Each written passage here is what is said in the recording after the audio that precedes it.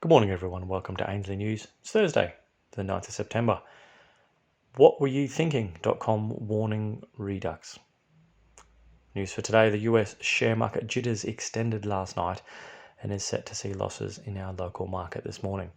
While some of the pressure was due to weakening growth concerns and worsening COVID fears, paradoxically, concerns of tightening supply chains and labour markets yet again raises the dual spectre of forcing the Fed's hand at tapering amid lurking stagflation.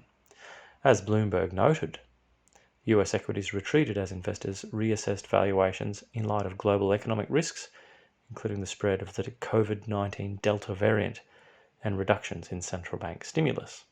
Wednesday's declines came as money managers from Morgan Stanley to Citigroup have turned cautious on US equities. Many investors have begun to see relative US valuations as excessive, even as growth elsewhere suffers from renewed COVID lockdowns and travel curbs. They doubt the world is ready for an eventual tapering of central bank stimulus, even as inflation accelerates due to supply shocks. End-of-year seasonality and valuation concerns are adding to the gloomy mood. As a reminder of the scale of excessive valuations, just digest the S&P's current position and the number of companies trading in excess of 10 times their current sales. So what does 10 price to sales mean, and are tech stocks sitting outside such measures as some argue? The following I'm going to read is from a 1999 Bloomberg interview with Scott McNealy, and then CEO of Sun Microsystems, explaining what investors paying 10 by price to sales for his company meant. At 10 times revenues, to give you a 10-year payback, I must pay you 100% of revenues for 10 years straight in dividends. That assumes I can get that by my shareholders. It also assumes I have zero cost of goods sold, which is very hard for a computer company. That assumes zero expenses, which is hard for 39,000 employees.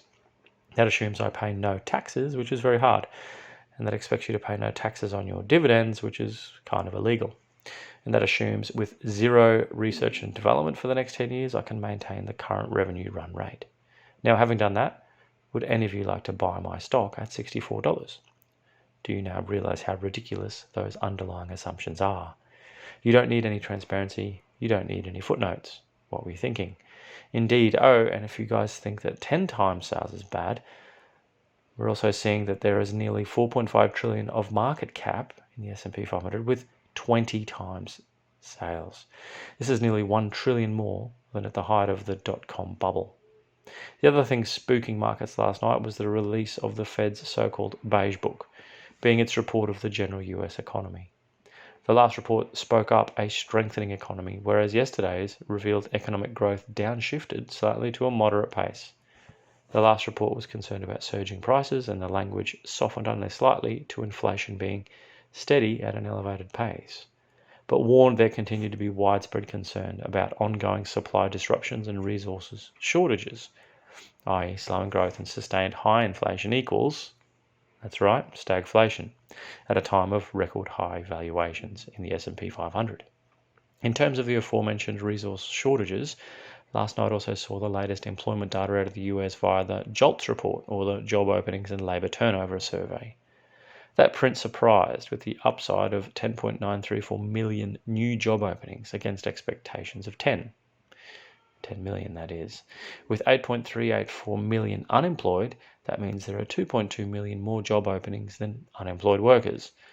The market rightly saw that as inflationary. The only caveat is that many of those unemployed are enjoying the COVID emergency dole, and that all ends this coming week. And so the prospect of the juice being tapered from the junkie is looking more likely, and the junkie is getting scared. At such addiction levels, they should be scared.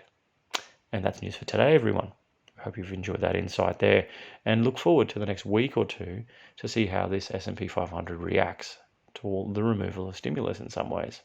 Remember, if you're after physical gold and silver, jump over to ainsleyBullion.com.au. Remember, you can also buy over the counter at our Brisbane and Melbourne store. ainsleywealth.com.au for all things crypto. You can also buy crypto over the counter at our Brisbane and Melbourne store as well, just for your convenience and peace of mind. And check out goldsilverstandard.com for our own cryptocurrency built and backed by real gold and silver. Enjoy your Thursday, everyone. We'll catch you tomorrow for end of week news.